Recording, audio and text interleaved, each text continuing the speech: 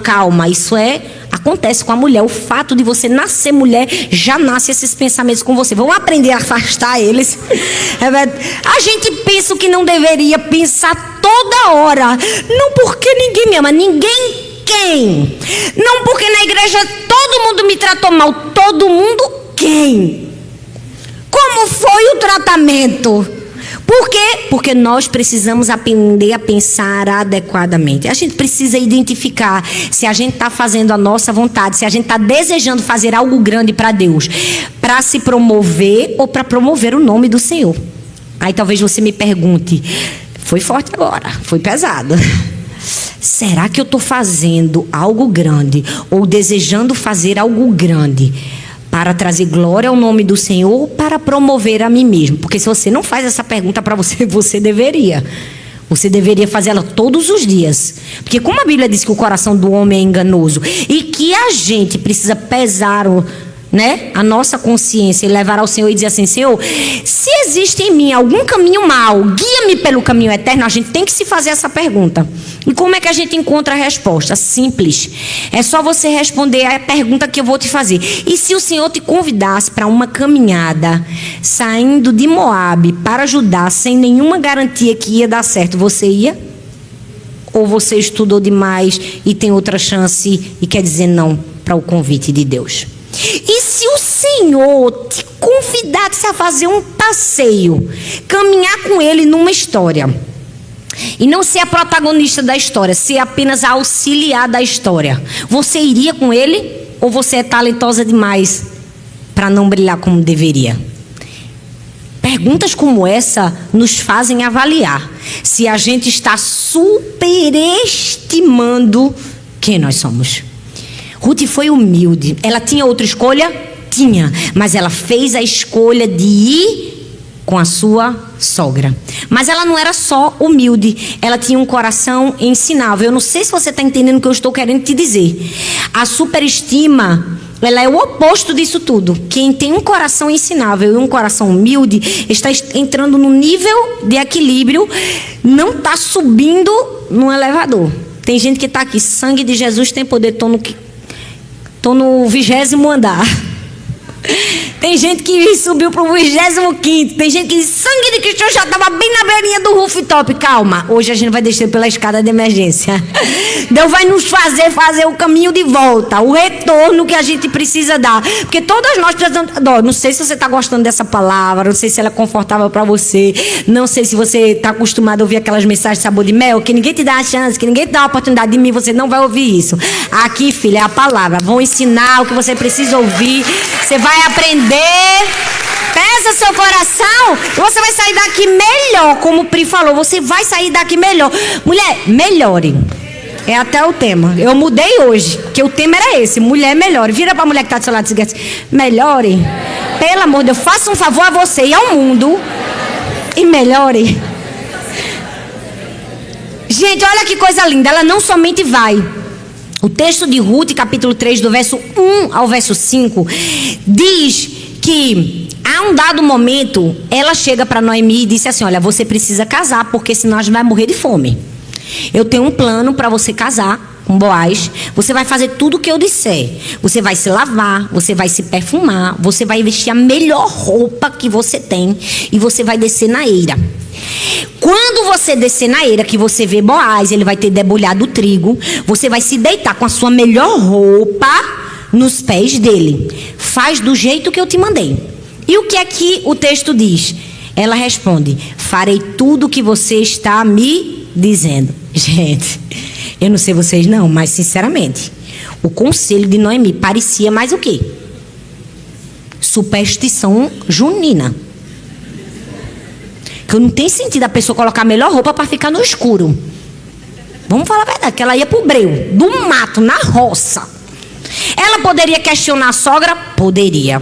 Poderia dizer: que Tati que é essa? Eu estou precisando casar, ao invés de você arranjar um encontro comigo, me manda colocar minha melhor roupa, deitar no pé do camarada. Mas em nenhum momento ela questiona, ela obedece, característica de alguém que tem um coração humilde e ensinável. E sabe, nós precisamos desse coração todos os dias. A Bíblia está recheada de grandes homens e de grandes mulheres que mostraram integridade no seu caminhar. Gente que era grande, mas fez menor. Como é bom você estar ao lado de uma pessoa grande, mas que você não se sente mal junto dessa pessoa, porque às vezes ela se faz até menor que você. A Bíblia fala de Moisés. Gente, Moisés, vamos falar a verdade. Em termos de intimidade, Moisés foi o único a ver Deus assim, ó, face a face. E isso porque a gente não está falando de milagre, porque não é para qualquer um abrir mar, não, gente. Vamos falar a verdade. É um feito poderoso. Moisés foi um grande homem usado por Deus. Um homem cheio do Espírito Santo, que passou a vida todinha trabalhando para o sogro, cuidando do rebanho do sogro, porque ele apacentava o rebanho do sogro.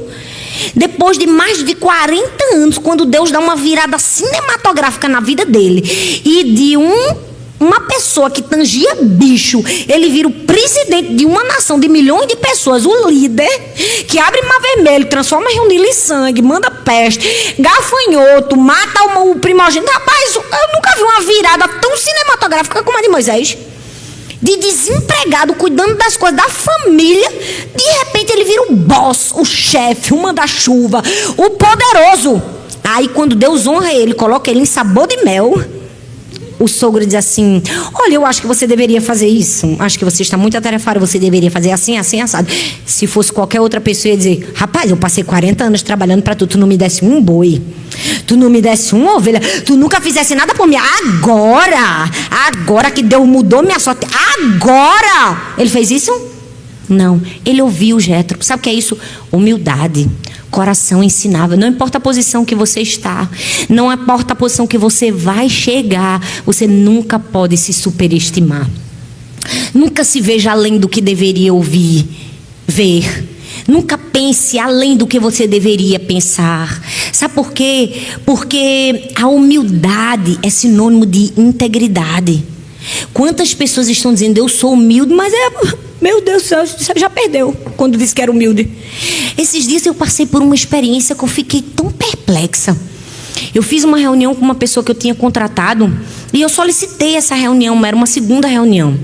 E a pessoa entrou com muita assim, ignorância, agressividade na reunião. Eu estava indignada porque ela não queria estar na reunião.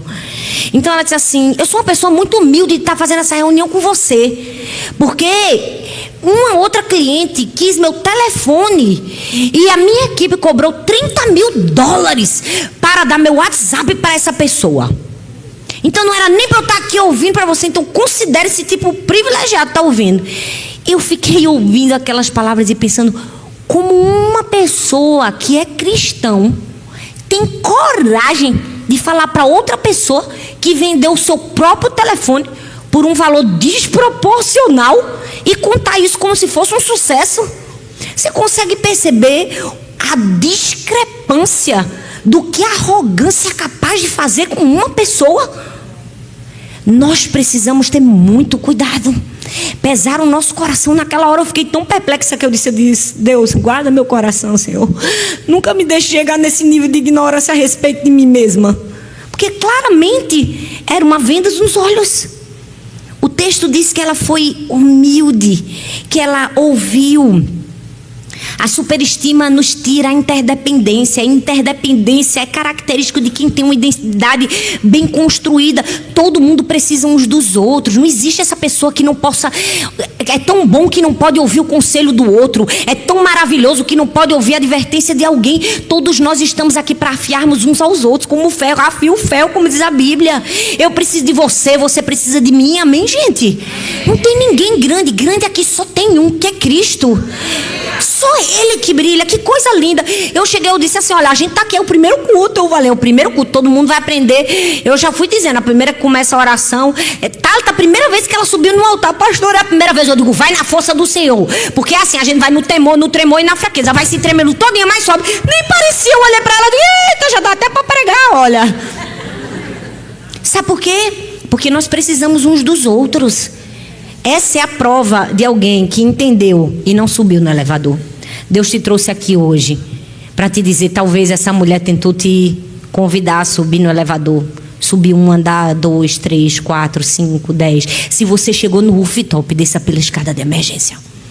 Peça ao Senhor, diga: Senhor, me perdoe, me livre de mim mesmo, não me deixe pensar além, não me deixe achar que eu sou melhor que o meu marido, que às vezes a gente tem uma velha impressão, né, que a gente sempre trabalha mais, que a gente sempre faz mais. Todo mundo ri. Não deixe eu achar que eu sou a melhor no meu trabalho, Senhor, me livra de mim mesmo, que tem mulher, que sangue de Jesus tem poder, não é a gente, mas tem umas mulheres insuportáveis, tem ou não tem? Só não consegue nem trabalhar do lado da pessoa. Porque qualquer coisa que você disser de bom, ela já fez melhor. Não se superestime. Segundo, não se subestime. É o polo oposto. O que é subestimar? É não dar a devida estima. Não dar o devido valor, o apreço. Não ter em grande consideração. Desdenhar. Calcular mal. Calcular para menos. E do mesmo jeito que tem muita mulher que calcula para cima, tem mulher que calcula para baixo. Infelizmente. Por um senso de inadequação, incapacidade. Eu vou dar um exemplo, como eu dei o da mulher que subiu no elevador. Agora eu vou dar um exemplo de um homem, para que você entenda bem. Você vai sair daqui com instrução, palavra e aplicação para você viver na sua vida. Eu me vejo assim, esse é o meu chamado, o meu ministério. Eu ensino a palavra, ensino verdades bíblicas expositivas, mas também você sabe o que fazer quando sair daqui. Amém? Amém. Vou dar um segundo exemplo. Vamos dizer que você é solteira. Tem alguma solteira aqui? Tem misericórdia, Senhor. Amém de todas nós. De todas nós. Eu estou brincando, gente. Vamos dizer que você encontrou um homem maravilhoso e que ele te fez muitas promessas. Mas de todas as promessas que ele te fez, a que ele mais enfatizou foi: namora comigo, eu vou cuidar de você, eu vou proteger você. Você vai ser minha protegida, eu vou cuidar de você. Você deu um voto de confiança, começou a namorar com aquele rapaz. Só que de repente, aquele homem que disse que ia proteger, que ia amar, que ia cuidar, em algum momento disse assim: a gente não vai sair não porque você está muito gordo, eu estou com vergonha de sair com você desse jeito. Não, é melhor você nem tentar tirar sua carteira de habilitação, você não tem capacidade para isso não. Não sei nem porque você fala quando suas amigas estão, porque você não tem nem o que falar, teu papo nem é bom, não tem inteligência, vive dentro de casa. Talvez você fique chocado com esse tipo de discurso, mas esse tipo de discurso existe. E talvez muitas mulheres abraçaram um namoro com esse homem. E sabe quem é esse homem? É a subestimação. É permitir que alguém te calcule para menos. É permitir que alguém fale a respeito de você o que não é o seu verdadeiro valor. Esse homem é o complexo de inferioridade. E do mesmo jeito que a gente não pode dar as mãos e subir no elevador com a soberba, a gente também não pode dar as mãos e casar com o complexo de inferioridade. Porque isso vai destruir a nossa vida, vai nos paralisar, vai nos impedir de viver o destino profético de Deus para nós. A história de Ruth continua. E Ruth, capítulo 2, do verso 1 ao 13, diz assim, que ela começou ali a colher espigas. Então começa, né, aquela cena de romance linda que Boaz disse assim: deixa cair algumas espigas para ela pegar, deixa ela pegar as espigas melhores. E ele começa a proteger. E há um momento que ela diz assim, e disse ela: continue eu a ser bem acolhida, meu senhor. O Senhor me deu ânimo, encorajou sua serva. Por quê? Porque eu nem sequer sou como uma de suas servas. Eita, desceu. Saiu do ponto de equilíbrio. Eu nem sequer sou como uma de suas servas. Se viu com um valor a quem? Outra personagem semelhante que todo mundo cita quando a gente fala em subestimar é Gideão. Gideão, aquele que estava escondido, né, no lagar com medo dos e acuado. São dois personagens. Ruth ali catando espigas, vivendo de sobras, e Gideão malhando o trigo no lagar, escondido, vivendo de sobras. Quem se vê de maneira inferior, come sobras. Quem se vê aquém do que deveria ver, termina vivendo de sobras. Dois personagens, dois momentos diferentes, o mesmo sentimento, incapacidade. A gente olha para a história E vai ver que quando Boaz pergunta para Ruth, ela não tem capacidade de dizer o nome dela. Ela disse assim: eu sou apenas uma moabita que cato espigas. Nem sequer um nome ela tinha. Gideão, a mesma coisa. Ele disse assim: eu sou o menor na minha família, o menor do meu clã. Ruth, gente, estava lutando ali. Não era para vencer na vida, não. Não era para virar empresária de espigas, não. Ela estava lutando para sobreviver. E Gideão também não estava lutando para vencer na vida, não. Estava lutando para sobreviver. Porque é assim que vive uma pessoa que pensa quem sobre si. Ele sobrevive, ele não vive. Por isso que não vence na vida. Olha bem para mim, a gente não pode nem se superestimar, nem subestimar. Superestimar vai te levar a cair de um prédio de 40 andares. Subestimar vai te fazer viver aquém daquilo que Deus sonhou para você. É por isso que a gente precisa aprender a pensar certo. Fala comigo, aprender a pensar certo. Não, gente, fala com vontade, que vocês estão com preguiça. Fala assim: aprender a pensar certo. Porque às vezes a gente cede às armadilhas da mente. Ou coisa dura é vencer os ataques na mente. Como é difícil, quantas vezes vem sentimento de incapacidade. Tem mulher aqui que se inferioriza por causa do seu passado. Deixa eu te dizer, o sacrifício de Jesus na cruz do Calvário foi substitutivo. Isso significa que ele se fez homem e substituiu, ou seja, ele tomou sobre si toda a culpa que era sua, assumiu para que você possa viver uma nova vida. Então, se você teve uma vida terrível no passado, hoje você pode ter a melhor vida, porque o sacrifício de Jesus substituiu. Ele venceu por você. Jesus trocou de lugar com você. Se você tem um passado podre, é isso mesmo, com força e vontade. Não pago para passar vergonha, não. É lindo isso, é a verdade. Eu sou empolgada com a palavra. Vocês deveriam ser muito mais. Estou ensinando já aqui.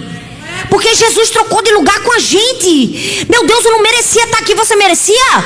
Jesus trocou de lugar comigo. Ele levou todo o passado que oprimia e trocou de lugar comigo. Então, se você está se depreciando, se você não consegue se perdoar por algo que você fez, Jesus trocou de lugar com você. Se você está aqui acorrentada, porque há muito tempo você vive num cativeiro de dores emocionais, de angústias da alma, de ansiedade, de depressão. Deixa eu te dizer uma coisa: Jesus trocou de lugar com você. O sacrifício de Jesus foi para te dar vida em abundância. Ele conquistou na cruz do Calvário. Mas sabe qual é o nosso problema? A gente não aceitou. A gente não se apropriou. Eu falei para vocês que hoje vocês iam aprender a pensar certo. Nem acima, nem abaixo. Nem superestimar, nem subestimar. A gente precisa chegar na transição que Ruth chegou. Porque o texto, leia a Bíblia, leia as Escrituras, diz que a primeira vez ela diz assim para Boaz: eu não sou sequer como uma de suas servas. Estava fazendo besteira. De repente, Deus começa a fazer uma transformação. Tirar Ruth da ignorância, trazê-la para a luz e mostrar a verdadeira identidade dela.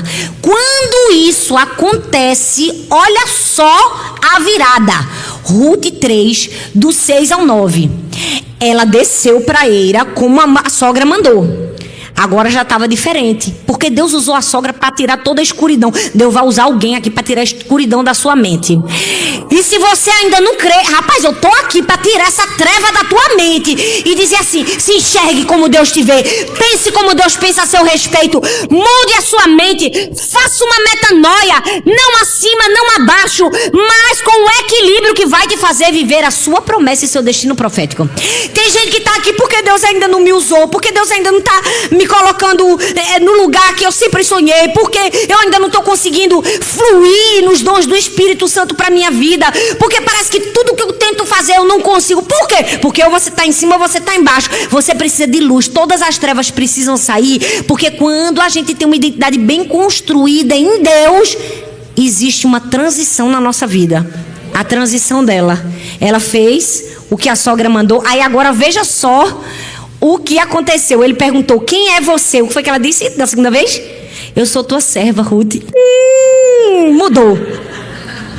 Porque antes ela disse, eu não sou nem como uma de tuas servas. Agora não, agora eu sei quem eu sou. Eu sou tua serva, já você é sua esposa. Já eu caso contigo. Já você vai ser o meu resgatador. Mas olha a ousadia dela. Ela diz assim, ó, eu sou sua serva, Ruth, disse ela. Só que ela não para por aí não, gente. Ela diz assim, ó, estenda sua capa sobre a sua serva, pois o Senhor é resgatador. Vamos fazer assim. O que é isso? Uma transição na maneira de pensar.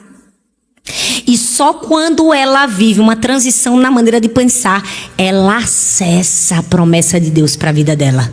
Se você pensa acima ou pensa abaixo, está longe da promessa. Se pensa da maneira que deveria pensar, vai andar em linha reta e está mais próximo do que você imagina. De coitadinha agora, ela estava dizendo assim, rapaz, sou coitadinha não, pode jogar a capa aqui, ó. Quero vestir o vestido de noiva. Já até marquei a marcha nupcial. Tá tudo combinado. Eu e minha sogra. Vai dar certo. A antiga sogra, né? Que agora é mãe. E aí algo começa a acontecer na vida dela. Sabe, antes ela tinha um discurso, eu nem sequer sou como uma de suas servas. Agora ela estava dizendo, estenda sua capa sobre mim, porque eu sou a sua serva. Sabe, é uma mentalidade de escrava sendo substituída para uma mentalidade de filha. Lembra do começo da história que eu falei? Do prisioneiro que tinha linhagem real, mas que não podia acessar o trono. Por quê? Era por causa da falta do sangue? Era por causa da linhagem? Não, é porque não tinha ainda acessado, vivia na ignorância. Enquanto você viver na ignorância, você não acessa aquilo que Deus tem para você. Aí você pode dizer, mas pastora, eu sou crente há muito tempo. Eu não estou falando de ignorância e escuridão das trevas do pecado. Eu estou falando de escuridão da ignorância, de não conhecer aquilo que Deus tem para você e não acessar. O texto mostra que ela tem uma reviravolta. E ela passa a se enxergar como Deus a vê. Essa é a terceira lição para mim e para você sobre pensar corretamente a respeito de nós mesmas. Não se superestime, não se subestime, se enxergue como Deus te vê, da maneira que Ele te vê. Deixa eu fazer uma ilustração com você aqui. Põe sua mão aqui, bem assim na sua frente. Um palmo na sua frente. Você consegue enxergar a sua mão? Você enxerga a sua mão porque você tem olhos bons, saudáveis, ou por causa da luz? Ficou na dúvida, né? Tem gente que vai dizer assim, se eu não tivesse olhos saudáveis, eu não ia enxergar. Verdade. Mas também, se você não tivesse luz, mesmo com olhos saudáveis, você não conseguiria enxergar. C.S. Lewis diz assim, ó, eu acredito no cristianismo como eu acredito que o sol nasce todo dia. Não apenas porque eu vejo o sol, mas porque através dele eu vejo todas as outras coisas. Na nossa vida também é assim, sabe? Não é simplesmente ver o sol, é porque através dele nós vemos todas as outras coisas. Então nós precisamos sair da escuridão, da ignorância a respeito de nós mesmas. E isso vai nos permitir enxergar todas as demais facetas da nossa história que estão ali prontas para vivermos. E às vezes a gente não consegue acessar. Não tem sensibilidade para ouvir a voz de Deus para o próximo passo. Por quê? Porque infelizmente vive na escuridão. Quando Ruth consegue perceber quem ela era, que nem acima nem abaixo, mas aquilo que Deus havia sonhado e que Boaz seria o seu resgatador, ela é capacitada pelo Senhor para viver a sua história. Gente, isso é muito lindo. Eu não sei se você conseguiu perceber, quando Deus mudou a identidade dela, mudou também o curso da história dela. Deus precisa nos revelar a nossa verdadeira identidade para que o curso da nossa história seja alcançado por nós. Ruth só acessou o destino profético dela de receber Boaz como seu resgatador quando ela compreendeu a sua verdadeira identidade. Ela disse assim, sou tua serva, jogue sobre mim a sua capa. Ela foi capacitada para viver. E aí eu amo que nesse momento da história que poucas pessoas contam, Ruth no capítulo 4, é porque são muitos textos e eu não vou ler, eu estou citando, eu quero que você anote, em casa você lê. Do 4, do 1 ao 10 e do 11 ao 12, há um momento que há uma discussão entre os homens, os conselheiros, porque o primeiro resgatador não era Boaz. Vê, eu falo, é uma história cinematográfica, gente. Até dar certo o casamento, ainda tinha outro que podia passar na frente e resgatar. Tinha outro, só que o romântico mesmo era Boaz. Foi Boaz que disse, pegue as espigas. Foi Boaz que disse, cuida dessa moça. Foi Boaz que disse assim, eu vi como você tratou sua sogra. Gente, foi Boaz. Aí no meio daquela história tem todo aquela trama. Boaz disse, se você não quiser eu quero, o que você não faz eu faço. Foi quase um leilão. Quando no fim deu certo, ela recebe uma promessa. Os líderes e todos os que estavam na porta confirmaram, somos testemunhas. Faça o Senhor com essa mulher que está entrando em sua família, como fez com Raquel e Lia, que juntas formaram as tribos de Israel. Seja poderoso em Efrata e ganhe fama em Belém. E com os filhos que o Senhor lhe conceder dessa jovem, seja a sua família como a de Perez e Tamar, e a que Tamar deu a Judá. Uau! Deixa eu te dizer algo que Deus falou comigo aqui, ó. O tempo entre a promessa liberada e a promessa cumprida é uma identidade aperfeiçoada. Ela havia recebido uma promessa, havia sido liberada, mas o tempo para receber a promessa liberada e a promessa cumprida, ela precisou passar por uma identidade aperfeiçoada. Você pode ficar em pé no seu lugar? Sabe, existem mulheres que chegaram aqui e passaram por situações talvez parecidas com a de Ruth. Se o louvor puder subir, eu agradeço. Parecidas com a de Ruth, né? Difíceis, duras. É verdade que no mundo nós vamos ter aflições. E algumas mulheres têm até dificuldade de dizer assim, será que eu tenho uma palavra profética mesmo sobre a minha vida? Será que Deus tem um futuro de paz e esperança para mim? O que será? O que será que tem reservado para mim? Eu só sou uma moabita catando espigas. Talvez você olhe para a sua história e pense assim, meu Deus do céu, mas eu tô aqui, eu tô trabalhando duro. Meu dinheiro só dá para eu me sustentar. Eu vivo uma vida tão mediana, parece que tudo que eu queria desejar, sonhar, não consigo almejar. Talvez você esteja aqui, você olhe para si e diz assim, não sei, não consigo compreender ou perceber que Deus preparou algo grande para mim. Eu amo o texto de Jeremias, capítulo 29, versículo 11, que diz assim, eu é que sei que pensamentos que tenho a vosso respeito, diz o Senhor, pensamentos de paz e não de mal, para vos dar um futuro e uma esperança. Então deixa eu te dizer, Deus tem pensamentos de paz ao seu respeito, para te dar um futuro e uma esperança. E se tudo ao seu redor mente para você, diz que você é uma coitada, que seu marido morreu, que tudo na sua vida está dando errado, que agora você vive como catadora de espigas e que é impossível sair um príncipe do meio do mato, casar com você e te dar uma herança, eu preciso te dizer, para Deus não existem impossíveis.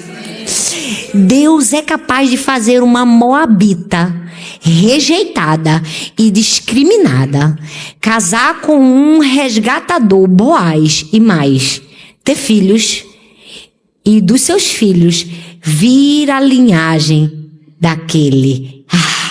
Gente, só Deus poderia fazer isso. Deus pode mudar histórias, mas para fazer isso Ele precisa nos ensinar que existe uma linha tênue. A gente nem pode superestimar, nem subestimar. A gente precisa se ver como Deus nos vê. Não sei em qual extremo você está. Talvez você diga assim, pastora, subi no elevador com a soberba. Ganhei tanto, fiz tanto, que em um momento achei que eu conseguia no braço da carne. Calma, tem uma escada de emergência para você descer. Ainda tem tempo. Deus ainda nos dá uma chance. Ou talvez você diz, não, pastora, eu tô mais para ter abraçado aquele homem que me prometeu e no fim acabou comigo. Eu acreditei que não valia, que não tinha valor, que não servia para nada. Deus está aqui para te dizer, as palavras de valor quem te dá são o teu pai. Nada nem ninguém pode roubar aquilo que Deus disse a seu respeito. Você precisa sair do eu não sou sequer sua serva para dizer eu sou tua serva. Pode jogar sua capa sobre mim. Você pode fechar os seus olhos. Aí no seu lugar, eu não sei como você chegou, mas esse é um momento de dizer assim, Senhor, perdão. Todas as vezes que eu me via aquém, que eu dizia assim, não sei falar, eu liderar mulheres, eu liderar uma célula, eu evangelizar, eu me tremo todinha só de pensar, eu não sei falar.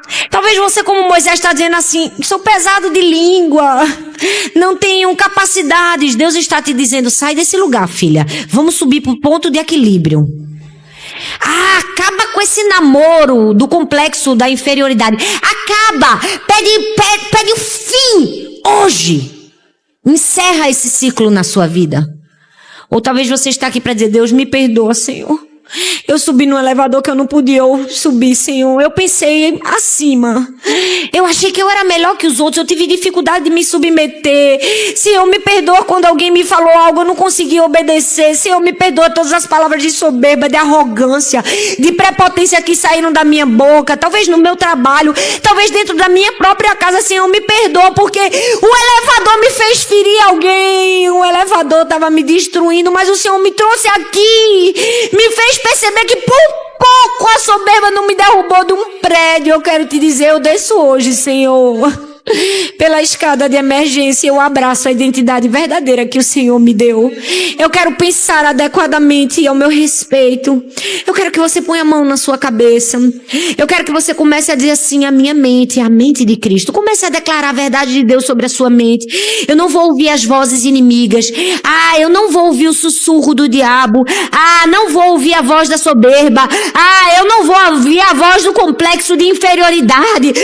Eu vou ouvir a voz do meu Pai, que me diz que eu tenho valor, que eu sou amada, que há um futuro de paz e esperança para mim. Tem um resgatador preparado para mudar a minha sorte, e eu escolho pensar o que o céu pensa ao meu respeito. Diga, eu escolho pensar o que o céu pensa ao meu respeito. Senhor, a minha mente, a nossa mente, a mente de cada mulher que está aqui e de cada mulher que está nos assistindo pertence ao Senhor. Eu declaro agora que toda prisão que cada mulher viveu até hoje seja desfeita no nome de Jesus. E que cada mente esteja aqui cativa somente ao teu Espírito Santo, que a gente possa viver o destino profético que o Senhor tem para nós, entrando em concordância com o que o céu pensa ao nosso respeito. Nós queremos pensar somente o que tu pensas, Senhor. Nós queremos fazer somente aquilo que o Senhor nos manda. Dá-nos um coração ensinável. Dá-nos um coração humilde. Dá-nos uma mente disposta a aprender, a ouvir, a obedecer, Senhor. Nós queremos ser como Ruth, nós queremos nos quedar aos teus pés, nós queremos que as Noemis possam falar a nós, nós queremos ouvir as mais velhas, nós queremos ouvir as mais experientes, nós queremos ouvir o conselho do céu ao nosso respeito. Não deixe a soberba cegar o nosso entendimento, não deixe a soberba ensurdecer-nos. Que nós possamos ter ouvidos apenas para a tua voz, Pai. E que a gente possa viver para honrar o teu nome. Essa é a oração que nós te fazemos no nome de Jesus. Amém. Amém e amém.